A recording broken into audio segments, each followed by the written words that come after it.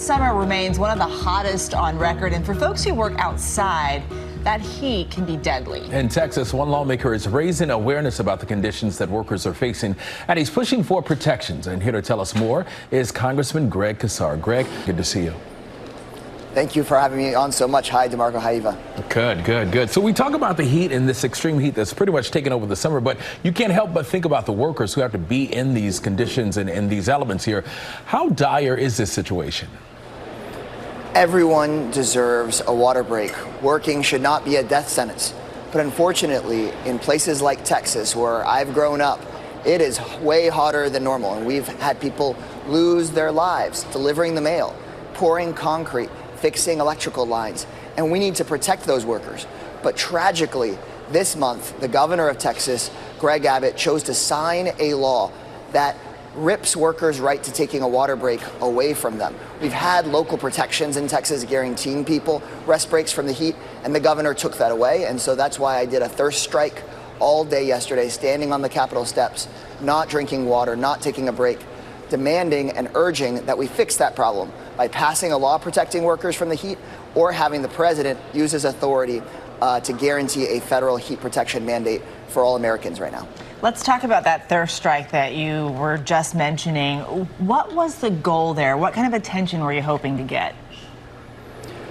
Before I was an elected official, I was a labor organizer, and we would organize workers to participate in these thirst strikes across Texas, standing in front of city halls, not drinking water, not eating food, standing in the sun. And those thirst strikes help us successfully pass water break protections in multiple cities across Texas. And now those protections are being taken away in a historic heat wave, and that's why we launched another thirst strike now in Washington, D.C., because the president has the authority to finally put in a federal rule guaranteeing everybody the right to shade, the right to come off of a scaffold if you're starting to feel sick in the sun.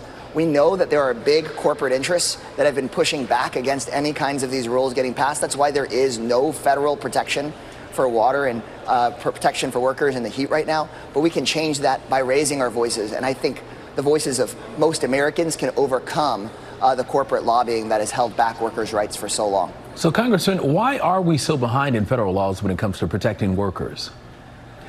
We had yesterday on the Capitol steps farm workers who talked about cutting onions in the sun in fields where there's no shade and where they weren't being provided water. Construction workers and warehouse workers who were pushed to work faster to finish a project and having their breaks cut. Flight attendants who'd been put on a plane over 110 degrees that they didn't want to pull the flight attendants off of because they wanted to take off even though the AC wasn't working. Ultimately, that's when profits are getting put before people. And it's our role as the government not just to take care of companies' bottom lines, but to take care of the people that make our economy work. So I think we have to reorient our priorities as a Congress and start focusing on the working people that make the economy work, not just on big businesses' bottom line. Do you think fixing this is as simple as just federally mandating water breaks? How would you enforce something like that? In the city of Austin, I represent the city of Austin and the city of San Antonio in Texas. We passed a water break ordinance, and that required education. We had posters at every construction site telling people they had the right to water. There was the ability to enforce this by people calling in complaints. But what we saw from a peer-reviewed study was that construction workers in Austin were 30% more likely to say they were starting to get water breaks after that law passed than before, because laws set norms. But we also should do the right thing by one another. But I think that it's really important for us to have a federal heat standard so that workers know they have the basic right. They can raise their hand and say, I have the right to come off this scaffold. I have a right to take a break from the warehouse and get a drink of water. And they don't have that right now.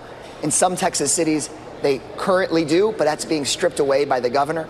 And to me, that's not acceptable. Let's take this opportunity, if he's trying to take this right away in a historic heat wave, for the president to step in and do the right thing, or the Congress to step in. We had over 110 members of the United States Congress and U.S. senators sign a letter alongside me that I wrote this Monday saying they want to see this heat standard put in place. So it would only take a small number of Republicans to sign on to a bill and we could get this fixed. So with extreme weather conditions seemingly getting worse, how do we protect workers in the future?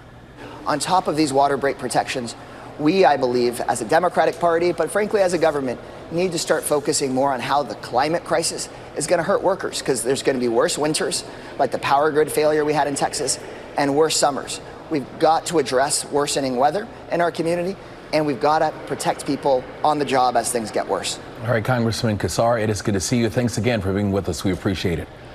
Thank you very much. Well, hey there, GMA fans. Robin Roberts here. Thanks for checking out our YouTube channel. Lots of great stuff here. So go on, click the subscribe button right over here to get more of awesome videos and content from GMA every day, anytime. We thank you for watching, and we'll see you in the morning on GMA.